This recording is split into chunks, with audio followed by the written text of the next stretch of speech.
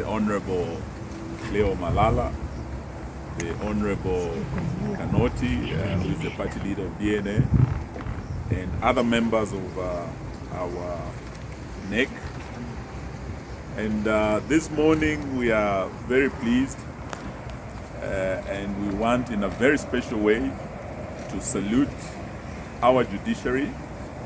As you know, in the current regime, Parliament has been captured by an overbearing executive. It is this executive that has pushed through Parliament very unpopular policies, very unpopular pieces of legislation that have hurt the populace, including the Finance Bill 2023 and the Finance Bill 2024 that costed lives over many Gen Zs who are protesting the increment of taxes across the country. But the judiciary has remained our last line of defense. Even as the executive that's overbearing against Parliament and against the judiciary tries to capture the judiciary, we still continue believing in the words of a national anthem that may justice be our shield and defender. One area that has been of great concern to our great country is the disposal of our strategic national assets by the current regime without proper public participation and without respecting the provisions of our Constitution, which under Article 10, under our 2010 Constitution, ushered in an era of transparency and accountability. That you cannot sell public assets without public participation. Several court orders have been issued touching on this, including stopping the Adani deals. And as DAP Kenya, we have been on the front line with other leaders of the opposition, with the Law Society of Kenya and civil society, in fighting to defend our national assets. We're able to get orders against the Adani deals, JKIA, the Adani deals in Ketrako, and other deals. As of yesterday, we're very pleased that the court issued yet other orders against the disposal of Nzoia Sugar Company.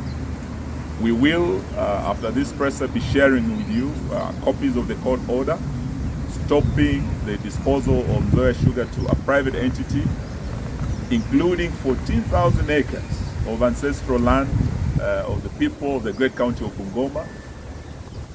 And that order stops in the tracks whatever process was ongoing, and as the case goes on, we would want to see this government respect those court orders.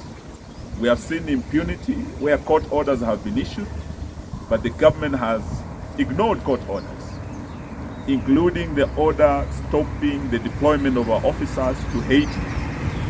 As we speak, our police officers, some have lost their lives in Haiti, but they were deployed, court orders notwithstanding that deployment was illegal and unconstitutional. So I wish not to delve much into the Nzoia Sugar issue because, as you know, it is sub judice, it's still being dealt with by the court. But we want to tell the many farmers who are concerned that their land was being disposed of, that the court has officially stopped that process. We are also preparing for the Finance Bill 2025. As we go towards this, it will be the first anniversary, the 25th of June, of the day when this regime slaughtered Gen Zs, young Kenyans who came out armed with just smartphones, with water, and they made bullets. They were killed because they were saying no to Zakayo's taxes. Over 60 young people were killed. Up to now, justice has not been done. Subsequent to that, many young people have been abducted and are missing. And the official records of the Kenya Human Rights shows that over 82 Kenyans were abducted. Over 22 are still missing. Many have been found dead, many of them very young people. So today, as we approach the first anniversary of the 25th of June Gen Z revolution, we want to tell Zakayo and his experts at the Treasury that this time round we will not accept to see our young people being killed on the streets. If they are going to raise taxes, as we know they're hell-bent on raising more taxes, increasing taxes against the wishes of many Kenyans who are already overtaxed and cannot bear the burden of more taxes, against the advice of experts who have said that what Kenya needs to do now is not to increase taxes, but to reduce taxes. Amongst these experts, we have Ernest and Young that have said it is possible for Kenya to reduce taxes, to cut taxes, and not to increase taxes. Because the point where we have reached as a country, extra taxes or increased taxes, experts are saying, will not result in increased revenues. In fact, it will be counterproductive. So, Bwana Zakayo, we are here to demand that you listen to the experts.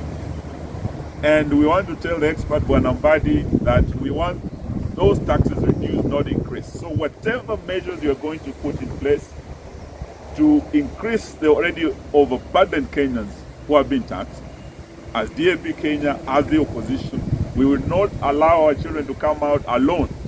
It will not be a Gen Z issue in June. It will be a Gen Zote. We will all come out to say no to you, Zakayo, and the taxes that you intend to increase.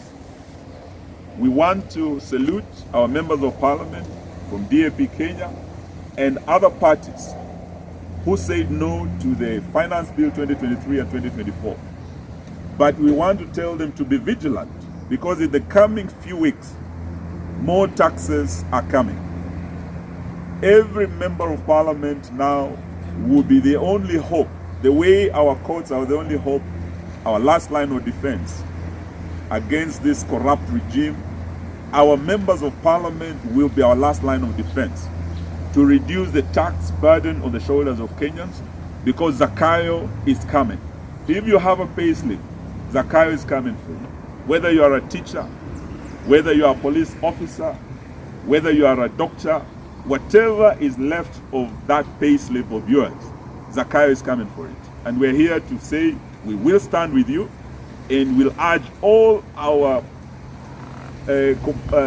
compatriots to stand with us in saying no to Zakayo and his taxes. Lastly, we are aware of a deliberate effort to hijack the IBC process. This is a critical process to our democracy, and as the process is drawing to a close, we have seen very deliberate efforts by Bwana Ruto and his regime to hijack this process, to ensure they get a Ruto-friendly IEBC and leadership. We've seen the leakages of certain names, their preferred candidates, and the shaping of the thinking of who should be the next IEBC chair. They are obviously looking for another Chebukati. We want to tell them we are aware, we will stay vigilant, and we want to see that process concluded properly so that we have a proper IBC in place. An institution that will command the respect and confidence of all Kenyans. Because the election that is coming is going to be a historic election. It's going to be the first election where a Kenyan president becomes a one-term president. And we are determined to unite as the opposition. Right here at Chewy House on 27th of January, we began the journey. We were with our brother Malala, we were with our brother Rigiji, we were with our brother Kalonzo Musyoka, and many others. We are very pleased that this week our brother Fred Matiang'i will be joining us, and from next week you are going to see a stronger opposition, a more focused opposition that is going to form the next government and make sure that Zakayo becomes a one-term president. It happened in Botswana. It happened in Nigeria. Goodluck Jonathan was a one-term president.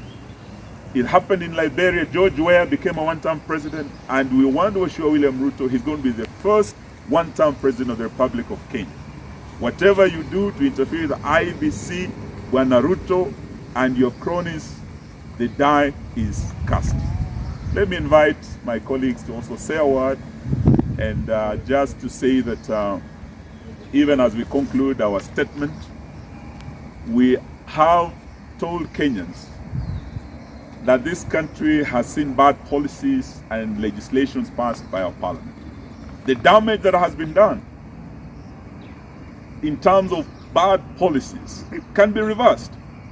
We intend as the incoming administration to ensure that Executive Order number 1 reverses the issue of Sha and She and She, whatever it's called. We will reverse the issue of housing levy and all the bottom-up failed policies. But where we must warn Kenyans, where Zakayo has done the most damage, might not be the policies in the health sector or education or energy sector. It is in our diplomatic standing. Today, Kenya has lost respect, not just of our neighbors in the region. Kenya is the anchor state in the Horn of Africa region. We are the stabilizer of this region, and Nairobi has been looked at as a stabilizer of the entire Horn of Africa region, whether it's in DRC, whether it's in Somalia or Sudan or South Sudan. But under the leadership of this current regime, Kenya has lost that prestigious leadership position in matters foreign policy. We do not even know what our foreign policy is now. We have always held a non-aligned foreign policy until William Ruto came. We saw him head west and sit in the Oval Office. Today he's in Beijing. Today he has turned Nairobi into the home of the Janjaweed. You are talking of the RSF that was actually allowed to form a parallel government in the city of Nairobi. This has antagonized Khartoum in the Sudan. We have seen him interfere in DRC. As we speak, very many people from Congo are suffering because of the poor leadership in the foreign policy of our region. Yesterday, we heard him speak about the least developed countries, and in a manner that would definitely rub shoulders the wrong way with our brothers in Tanzania, in Uganda, in Rwanda, without understanding properly the foreign policy of this country. We see our country headed in the wrong direction. It might take us a shorter period to undo the bad policies, to reverse them. But I must tell Kenyans today that our standing regionally and internationally has received the worst beating under this leadership that is totally clueless as far as matters foreign policy and international relations are concerned. Let me give my colleagues a chance to say a word. Honorable Malala, karibu sana, and we want to salute you for the echoes of war. You have never seen a more brilliant playwright, but we have said, for those who are forced to go into exile, the Ngugi wa Thiong'os, the Professor Michere Mugo, those who wrote playwrights and who are forced to go into exile, we will not allow Cleo Malala to go into exile. Yes. We want him to continue exercising his God-given talent to grow talents of our young children. And we will not allow suppression of the freedom of expression for our young children. Baada ya Butere being tear-gassed, there's a young man called Titus Sifuna, who on social media calls himself the Fifth. I could call myself King George. Does that make me King George the Fifth? Why would you pick up a young man, this Titus, from Bungoma, Sifuna, and from Muskoma, Bungoma, you come and arrest the boy at his impersonating the president on social media? Jamani, I mean, is Ruto becoming paranoid? What kind of a government is afraid of its own children, that they cannot freely express themselves on social media na wanaenda kushikwa? Leo tumesema, just the way we acted for Bwana Malala and our lawyer, our legal team led by Ken, and Busiega, we want to congratulate them for standing with Malala akiwa Nakuru, na tulienda paka Eldama Ravine. Huyu mwanaume alipitia mambo mengi, but it tells you these are not just echoes of war, they are echoes of dictatorship, the return of dictatorship in Kenya under William Samoei Arap Ruto. Karibu.